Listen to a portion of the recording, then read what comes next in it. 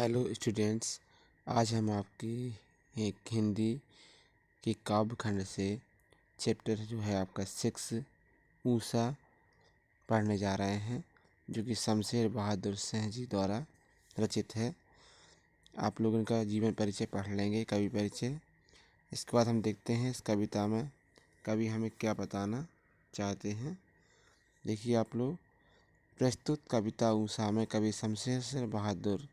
शमशेर बहादुर सिंह ने सूर्योदय के ठीक पहले के पल का जो समय रहता है उसका परिवर्तन, जो पल पल परिवर्तन होने वाली प्रकृति का शब्द चित्र बताया है।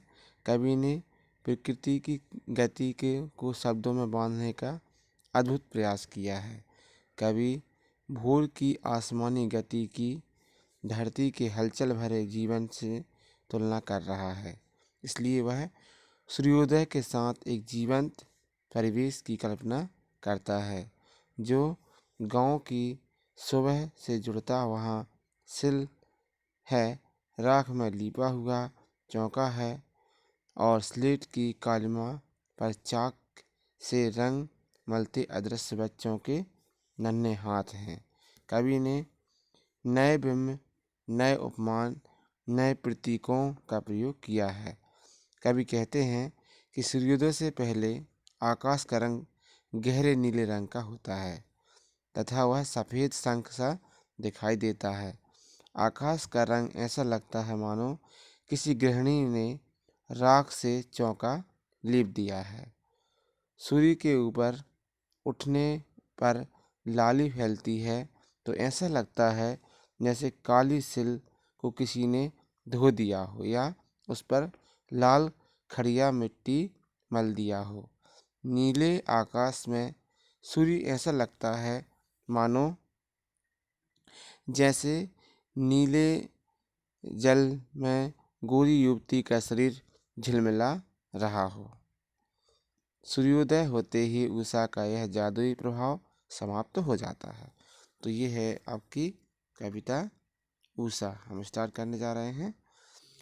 देखिए, प्रात नभ था बहुत नीला, शंख जैसे भोर का नभ, राख से लिपा हुआ चौका अभी गीला पड़ा है।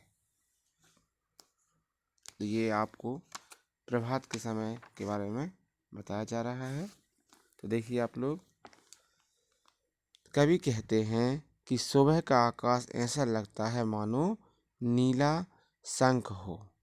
दूसरे शब्दों में, इस समय आसमान शंख के समान गहरा नीला लगता है। वह पवित्र दिखाई देता है। वातावरण में नमी प्रतीत होती है।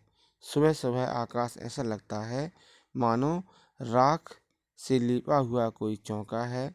यह चौका नमी के कारण गीला लगता है। अब देखें आप उसके आगे। बहुत काली सिल जरा से लाल केसर से कि जैसे धुल गई हो।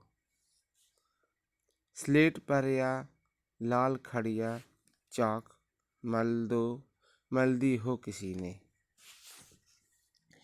तो यहाँ पर आपको इस तरीके से प्रतीत हो रहा है कि जैसे कि कवि प्रातःकालीन आकाश का वर्णन करते हुए कहते हैं कि सूर्य क्षितिज से ऊपर उठता है तो हल्की लालिमा की रोशनी फैल जाती है।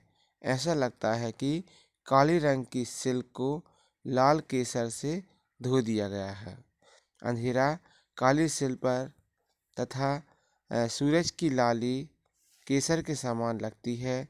इस समय आकाश ऐसा लगता है मानो काली स्लेट पर किसी ने लाल खड़िया मिट्टी मल दिया हो। अंधेरा काली स्लेट के समान वह सुबह की लालिमा लाल खड़िया चाक के समान लगती है। अब देखें आप लोग इसके आगे। नील जल में या किसी की गौर झिलमिल देह जैसे हिल रही हो और जादू टूटता है।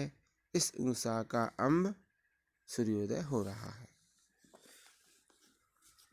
तो कवि ने भोर के पल पल बदलते दृश्य का सुंदर वर्णन किया है।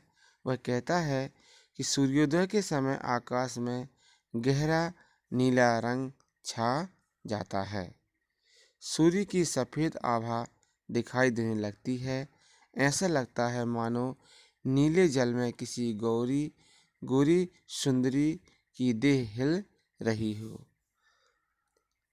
धीमी हवा व नमी के कारण सूर्य का प्रतिबिंब हिलता सा प्रतीत होता है। कुछ समय बाद जब सूर्योदय हो जाता है तो उषा का पल पल बदलता सौंदर्य एकदम समाप्त हो जाता है। ऐसा लगता है कि उषा का जादुई प्रभाव धीरे धीरे कम होता जा रहा है। तो ये थी आपकी छोटी सी कविता उषा, जो कि सूर्योदय के पहले के समय का आकाश में जो हमको दिखाई देता है सौंदर्य, उसका वर्णन कवि ने किया है। आप लोग इसे ध्यान से पढ़ेंगे और आप लोग सभी क्वेश्चन आंसर सेंड करना स्टार्ट कर दीजिए, क्योंकि आपके चैप्टर्स हो चुके हैं और लगभग और पूरे हो जाएंगे, लेकिन आपने अभी तक कोई क्वेश्चन आंसर सेंड नहीं किए हैं। इसलिए आप लोग अपनी पढ़ाई हमें बताते हुए और अपने चैप्टर्स के क्वेश्चन आंसर हमें सेंड करें। धन्यवाद।